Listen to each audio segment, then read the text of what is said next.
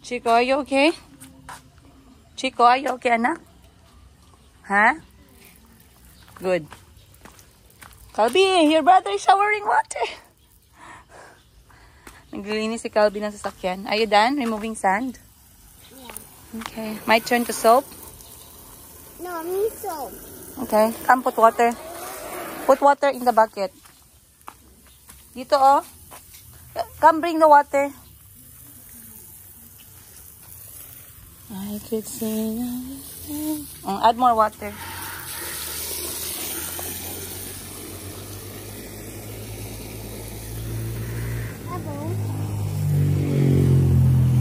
Good morning, everyone. Calby and Chico are up early. Kaya maglinis sila ng sasakyan. Today is Sunday. Happy Sunday po. Calby, can you say Happy Sunday po? Happy Sunday po. Chico, can you say Happy Sunday po? Happy Sunday po. Chico, put on the car. Put the soap on the car. Wipe. Let me carry.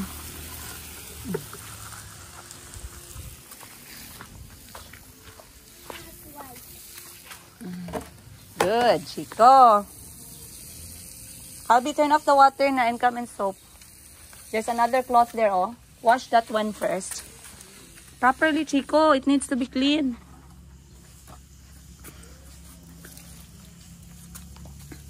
Squeeze first. Chico, come here. Squeeze here. Squeeze in the bucket. Squeeze hard. Strong. Stronger. Okay, squeeze. Yes, love. The other way around, love. Squeeze, Chico, squeeze. Daddy, wow. I said we will clean the car, not play with bubbles. Bubbles. Tara na. Close. O, sige pa. Sige pa. Sige pa. Sige pa. More. Up, don't take it to my window. Ayan, yung kinukulit ako ng mga anak ko, guys. Mataas na kasi yung araw. Gusto nilang magtakbuhan. Sobrang init na ng ganyan. So, para ano naman, worth it. Maglinis na lang sila ng sasakyan, oh. Squeeze the cloth, anak. You have to squeeze it in the bucket. Like that. Then you wipe. Okay, you clean. I'll pay you 1 peso. 1 peso lang? Wow. This car is going to shine later. Squeeze, Chico. Squeeze. Don't get all the bubbles.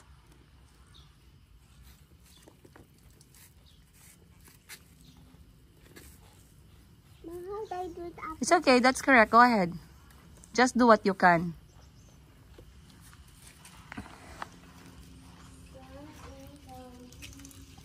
Sana all Calby daw.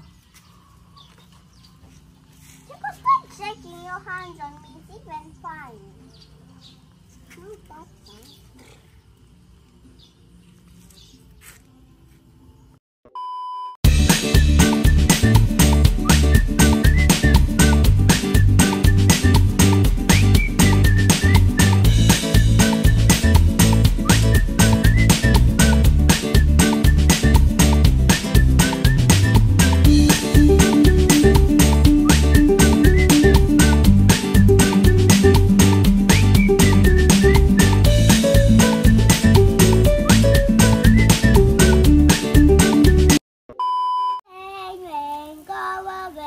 Come again. Rain, rain, go away. Come again another day. Little Calby want to play. Rain. Rain, rain, go away. Little Calby want to play. Rain, want to play. Rain, rain. Go away. But there's no rain, Chico. It's just you. Guys, not on the electricity. Turn off the water if you're playing with bubbles.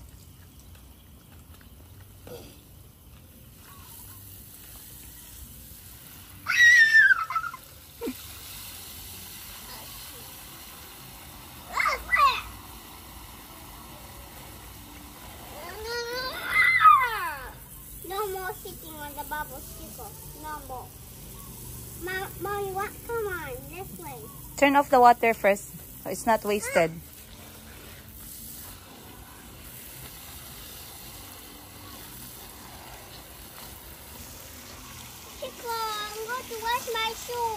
Okay lang, Calvi. Gilabhan ang tsinelas. Ito daw walang Sana all. Ha? Ito daw walang naklaro. Thank you. My plants are happy. Yeah.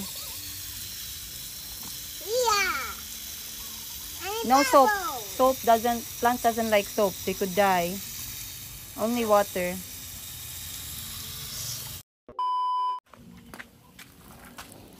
Ah, don't put the water here.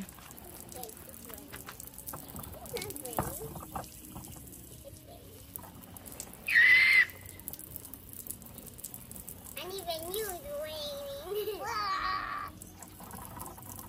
Uh-oh. Mom, come in the rain. Come in the rain, Mom.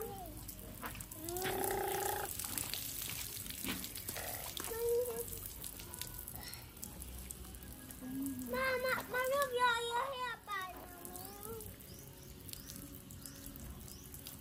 It's raining a lot. Yeah, Batan. Raining.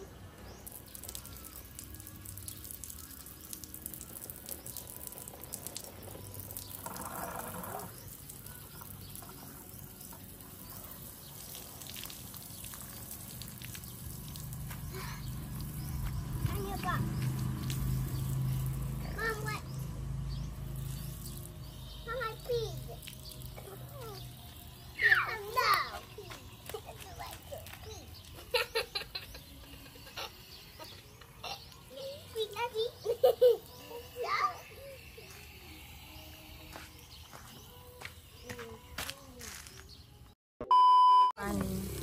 Don't borrow them, but don't talk to strangers. Are you talking to the bubble? Bye, bubble. Bye, bye. One bubble. I got one bubble.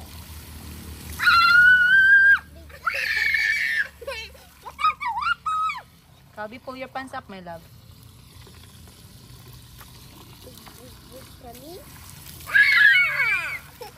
Put up the water.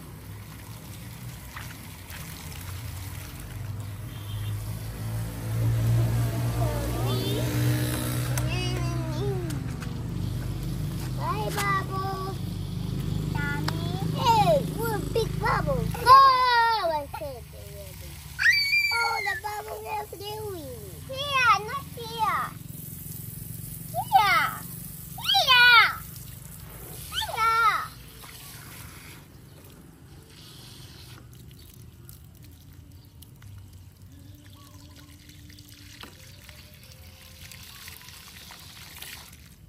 Big tummy. Big tummy. Big tummy. Big tummy. Big tummy. Fat tummy. Oh no! That's fat tummy. Let's make it fat tummy. Oh, Mom, I like it when it's fat. I think we could make it fatter. Fat and full. Big. Go take a put water. You're invited to my Bus. birthday party. Nag-retell si Calvi ng story and then gina-act out niya. What did... Come. You're going to sleep in my day because you're best my friend. Please come to my... Please come to my birthday. P.S. Mouse and hair is going to be there. Moose and Hare. Moose and hair is going to be there. So who are you? Are you the little cub? Mom, Oh, why did you put Adil and Calvi? Mayumi, it's your birthday. I wrote the birthdays. Mayumi, Adil, Calvi, Princess Mama, and Tito Kikit. What one is my birthday? Yours is December 23, 2019. Let's more the next curse starts to weep. What if Fox will be worried and I'm going to weep? Dear Cub starts to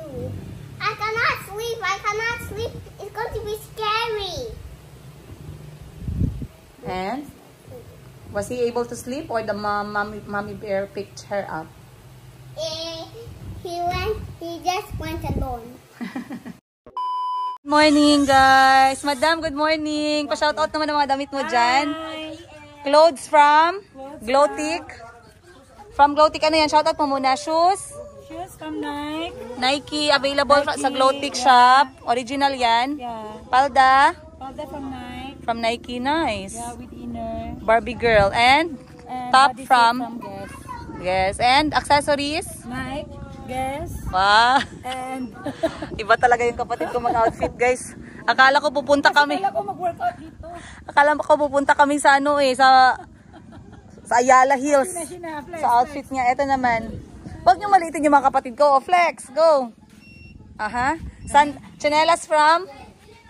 Chinedas from ano. Nahiya pa siya. Who shouldn't be mentioned. In a big buckle lang. Chanelas for 10 gives. Pantalon. Pantalon from UK. Wow, nice. Nice. Tops from UK again. Talikod. Fuck. Grabe talaga ito mga kapatid. Ako naman. Ayan, guys. Ako nakapantulog pa din. Hello! So, ito lang yung outfit ko. Hindi naman sila nagsabi kasi na kailangan pala mag-effort. So, ako pagkagising ko, ganito na talaga. Pero naligo naman ako, guys. Nakapantulog lang ako kasi nasa bahay ako ngayong araw. Kailangan mag-explain. Defensive yarn.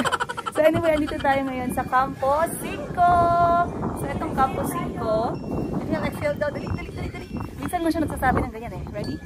Dali. 1, 2, 3. Inhale. Exhale. Inhale. Exhale. Diba? Meron na kaming inhale, exhale episode sa mga travels namin. Maraming salamat nga po pala sa lahat ng mga nag-appreciate ng mga travels namin magkakapatid. So, nag-appreciate sa mga kapatid ko. Maraming salamat. Actually, guys, nabubulol. Actually, guys, ito mga kapatid ko, you see, you will get what you see. Or you will see what you get. You will get what you see. Tama, yun. Kung ano yung nakikita niyo sa kanila, ganyan talaga yan sila in real life. Hindi lang dahil nag-vlog ako. Si Madam 10 Gives talaga ay apakakikay. Kung gaano siya nakakatawa sa mga vlog ko, ay sobrang nakakatawa din siya sa personal. Happy feel namin yan siya. And she's very mautak when it comes to negosyo. Kasi she tried all businesses from ground talaga. Si Madam Sheena naman, she's very composed. She's very, parang aristocrat ba na ugali. Kaya maraming, ano dyan eh, na, ang tawag dito, hindi siya nalalapitan agad-agad ng mga kekeru kasi maldita siya tingnan. Pero ganyan din yung ate ko, very kikay. And then ako naman, alam niyo man ako, pang kanto lang tayo. Ngayon nagsabi, buti alam mo na parang kanto ka lang, may ganun ba? Sabi ko, grabe, ang dami namang galit. Ito galit na galit, parang gustong manakit. Ganito lang talaga ako, guys. I'm a very low maintenance person. Pero pinipilit ko naman minsan kasi depende sa pupuntahan. Pero if mga chill places lang, hindi talaga ako ma-effort na tao. As long as masaya ako, tsaka tama yung mga tao sa paligid ko, goods na yun. So anyway, time check natin ngayon ay alas 4:30 ng hapon. At nandito kami sa Campo 5. So basically, Campo 5 is a viewpoint here in General Santos City where you can see the view of Jansan and also how it looks during the night. So nakikita nyo from here, that beach is accessible na siya from the city. And tumatakbo nga siya eh hanggang doon sa banda ng Sarangani. Then we also have banda dito sa may Maasim. So, sobrang ganda ng view dito and people come here especially during weekdays and weeknights kasi pwedeng mag-camping. So, the place is, tingnan natin, balikan natin yung kanilang, merong tindahan dito eh, ayan o. May tindahan sila for food orders but let's show you the details kasi merong iba na taga-Jensa na hindi pa nakakapunta dito. Merong iba naman na pabalik-balik na. So, at this time, 4:30, wala pa masyadong tao. Pero mamaya guys, i-compare ninyo dagsaan. So, ito yung kanyang details. 5 AM to 10 AM, 20 pesos yung entrance. 2 PM? Ano daw? 2 PM to 11 PM, 30. May free na siyang bottled water. Then kung mag-overnight ka, which is 10 AM matatapos the following day, 150 pesos per head. Then gates closed already at midnight. So, hindi na sila nagpapapasok. Meron palang ano dito, parang racing start. Starting race pala. racing start.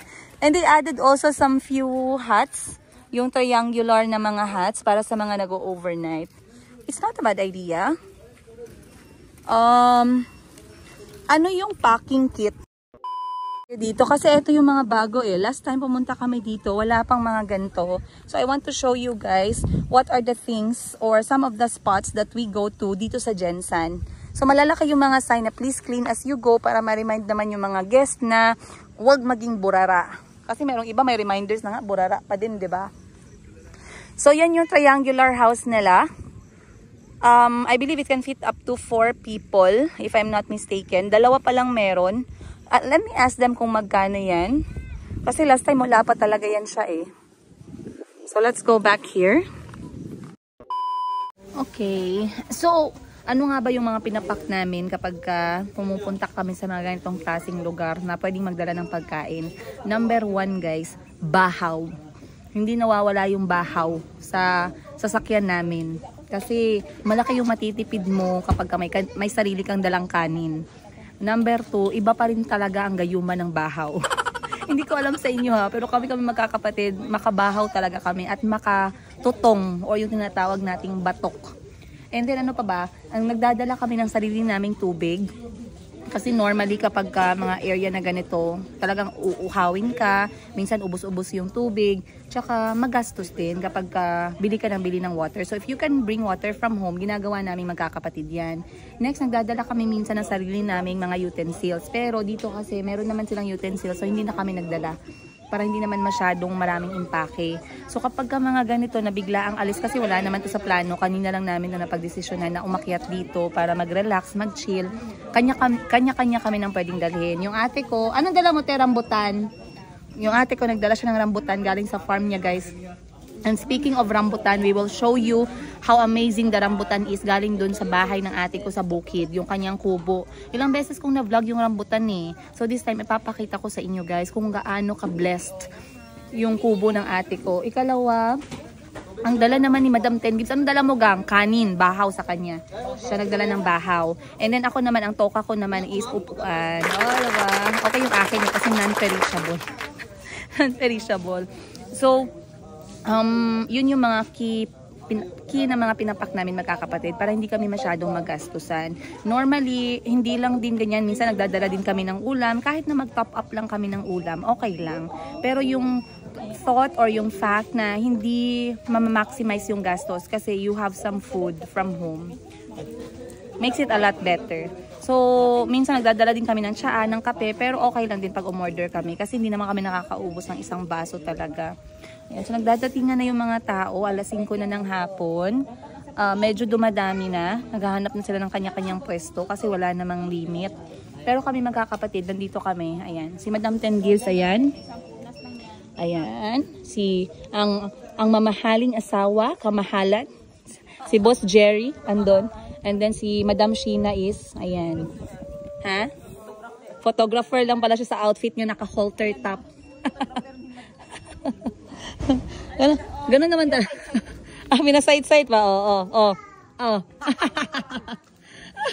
Effort match ha. Ayusin mo sis, kung hindi ko yan gusto sis na. Deleted yan. So this place is not only guys para sa magbabarkada, hindi lang siya para sa pamilya. Pwede dito yung mga bata. Safe naman siya na lugar. Ayan. And kahit ikaw lang mag-isa pumunta dito, solo, pwede man Wala man siguro magtawa sa'yo kung pumunta ka dito na single life ka lang. Ano talaga siya, very friendly na space and very relaxing. Calming, I would say. Nakakakalma. And yeah, worth it. Kasi hindi naman talaga magastos. Malapit lang to sa amin. From General Santos City, dun sa flat area, hanggang dito, mga 30 minutes yung tinakbo namin, going uphill. So, okay lang. Mag-ano lang tayo, guys. Ito yung binili ng kapatid ko, si Kwati. And then, maya-maya, magdi-dinner kami. Nag-order siya ng bisayang manok. Pinaluto niya ng maanghang na adobo. Agoy, kasarap, guys. At saka, tinola na mainit-init pa. Para sa malamig na panahon at para sa mga walang partners. Inom na lang tayo ng sabaw. At least meron tayong sabaw, diba? Meron tayong option. Guys, time check natin 5:30 PM at nag-order kami ng aming manok na uulamin dito sa Campo 5. So, meron silang mga Bisaya dito na manok on ground. Ayan, una naming request ay, anong una naming request, chef? Adobo o tinola. Wah! Adobong halang-halang. O yung tinatawag nating maanghang na adobo. At syempre, hindi mawawala ang tinola dahil bakit? Bakit tinola? Dahil, Malamig dito ma'am. ay, malamig para sa mga single. Pero pag double, malamig pa rin ba? Sarap pag sabaw. Masarap pag sabaw. Ini kuya ang atay na dapat dalawa. Tsaka yung batikulong dalawa rin. Apo ma'am. Kasi Wow. baka maging isa. Baka mamaya, kaya ano, mag-account si madam ng atay, kulang. Sa adobo yung puwet, masarap. Ikaw magluto kuya. Diba, Ning? Masarap, Ning? Wala yung lumay Wow. ha. Ayaw, kuya ha, ayaw lumayi. Walang lumay. Kaya bisag taga-bukid mi mo, effect yung gyapon. Hi Ning, what is that? Chicken. Alam niyo yung lumay sa Tagalog? Ano nga? Ano nga yung lumay sa Tagalog kuya? Gayuma. Sana all. Alam na, alam ni kuya. Alam mo lagi, siguro may ano ka na. May tinatago kang gayuma dyan, no? Ayan. 6 p.m. Hi guys. Grabe, on flick yung kilay mo, madam, ah. Galing mo talaga magporma ng kilay, oh. Perfect. Sarap. Anong in-order mo na ulam? Tinolang manok at adobong manok. Magkano naman dito sa Campo 5 yung manok? Sa halagang 650, May dalawa. meron na tayong ulam guys. Dalawang putahe na. Dalawang putahe na, Wow, in yes. fairness, mura na yan. Marami pang sobra. Ayan ang ating kamahalan na mamahalin. Kamahalan na mahal. At ayan din ang aking ate. Hello. Ayan. 18 karat gold po yung kanyang ano guys, halter top. So, nakawin nyo na lang sa sampayan. Nakatingin ako saan kaya? Siyempre kasama natin si Jasmine. Hello, shoutout ka naman sa mga taga. Leeng. Taga-Akmunan. Wow, galing ah. Tsaka sa school mo, may shoutout ba tayo? May mga may utang sa'yo dyan? Wala pa. Okay, very good. Wala pa. Isa pa lang. Magmana ka sa amo mo, maldita. Nagbabayad ng utang yung mga ano niya. Biktima. Pag ano ka, ginaulat na mo ang ano ba, sa bukid, may kaslo na pure blaan. Wow, nice. Very nice. Time check. It's 7:45 at talagang inakyat na kami dito ng fogs. Inakyat or bumaba yung fogs? Bahala na lang kayo mag-intindi. So at 6 p.m. nag-start sila ng movie marathon doon na side. And then medyo nagdatingan na rin yung iba pero sobrang chill lang talaga kasi walang